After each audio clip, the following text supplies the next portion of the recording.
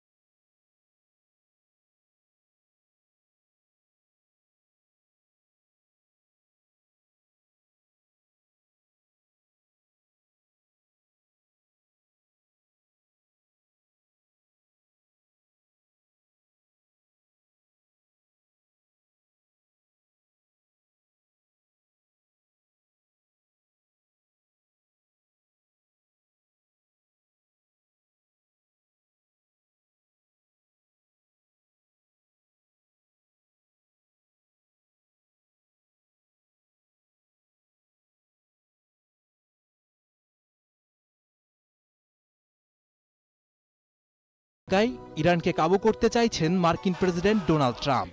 যুক্তরাষ্ট্রের এই একরোখা অবস্থানে আরও বেশি মজবুত হচ্ছে ইরানের ঐক্যের ভিত। নাজমুল রানা, ৭১।